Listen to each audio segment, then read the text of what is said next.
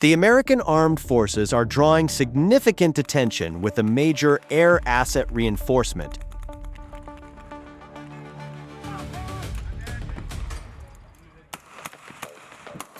As part of Operation Epic Theory, pushing military presence in the Middle East to its highest level in recent years.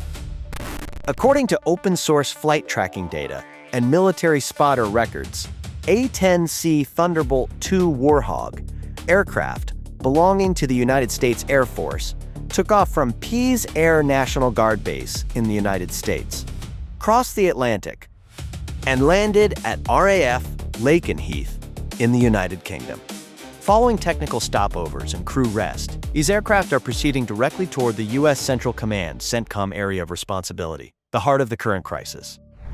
Official Pentagon sources indicate that this reinforcement is intended to significantly bolster the A-10 fleet, currently active in regional operations, both in quantity and tactical capability.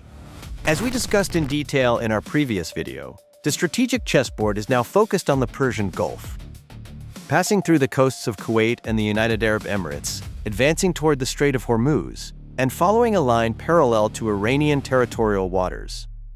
The massive amphibious assault ship USS Tripoli LHA-7 serves as the naval centerpiece of this military buildup.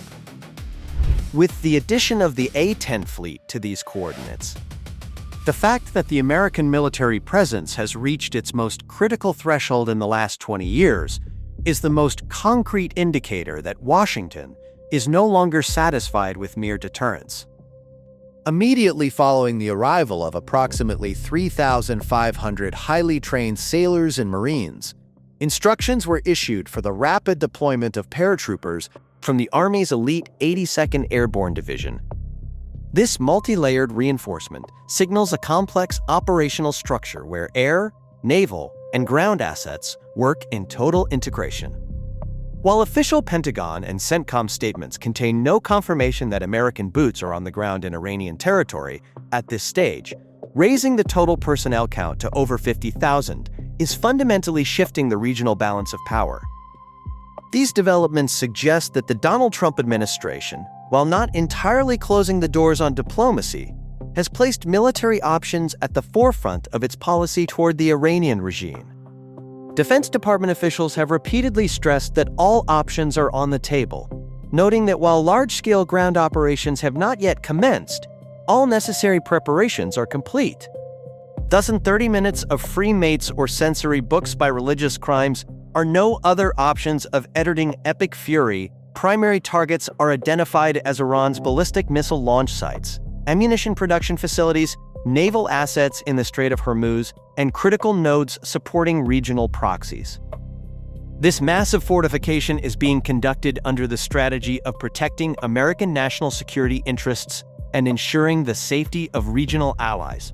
Recent CENTCOM directives emphasize that operations are being executed with surgical precision while increasing the urgency of warnings for civilians to remain clear of designated strategic sites. From a technical perspective, the platforms being deployed explain why this operation is viewed with such gravity. The A-10 Thunderbolt II, famously known as the Warthog, is a lethal platform designed from the ground up for close air support, CAS. The massive GAU 8/A Avenger 30mm Gatling gun, mounted in its nose, is capable of firing 3,900 rounds per minute, literally shredding tanks and reinforced concrete bunkers. Specifically optimized against asymmetric threats in the Persian Gulf, such as Iranian fast attack boats, the aircraft is encased in a titanium bathtub of armor, allowing it to withstand heavy ground fire and continue its mission. Equipped with AGM-65 Maverick missiles and APKWS laser-guided rockets, the A-10 is a relentless hunter of moving naval and ground targets. On the naval front, the USS Tripoli Amphibious Ready Group hosts the cutting-edge F-35B Lightning II stealth fighters. Capable of short takeoff and vertical landing, these fifth-generation jets can neutralize strategic targets without being detected by Iranian air defense radars due to their low radar signature. Accompanying them are MV-22B Osprey, Teltrotors, and CH-53K King Stallion heavy lift helicopters, which can transport thousands of troops and tons of cargo from ship to shore in minutes, providing a devastating amphibious assault capability. Furthermore, H-1Z Viper attack helicopters, equipped with advanced sensor suites, serve as the operation's protective shield in the sky. On the ground, the 82nd Airborne Division enters the fray as a global response force capable of deploying anywhere in the world within 18 hours. Bringing M777 lightweight towed howitzers, Javelin anti-tank systems, and Stinger air defense missiles, these paratroopers have the capacity to seize bridgeheads and clear the path for follow-on main forces. Utilizing T-11 parachute systems to infiltrate strategic points under the cover of darkness, these elite soldiers remain the most dynamic elements of modern warfare. The deployment of these elite paratroopers is the strongest evidence that the operation will not be limited to air and sea. The 82nd Airborne Division specializes not only in troop transport, but also in infiltrating behind enemy lines to paralyze critical command and control centers, known by the nickname All-American.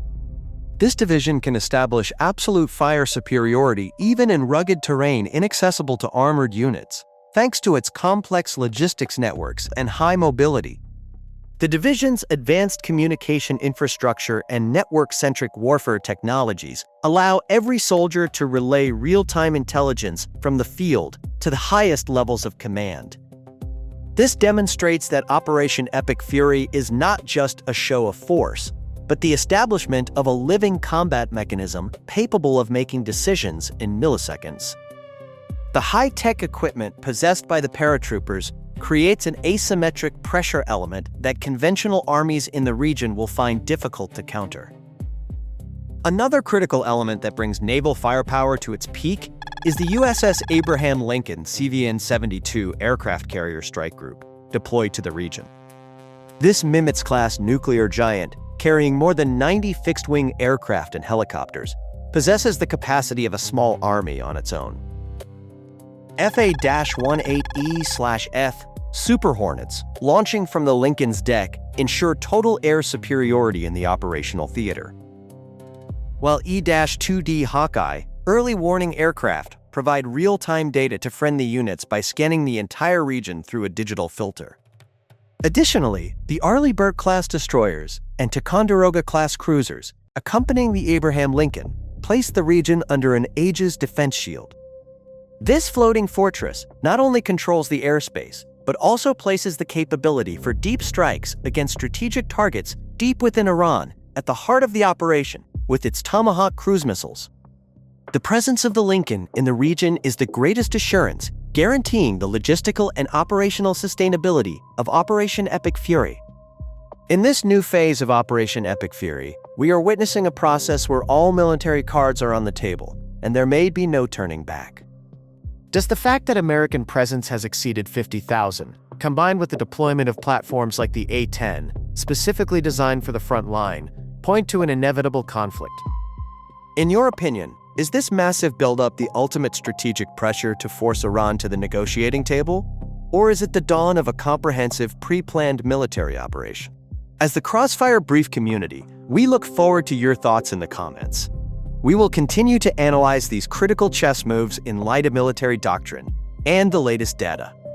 To stay updated on the redrawn map of the Middle East, don't forget to subscribe and turn on notifications. Until our next strategic analysis, stay curious, stay strategic.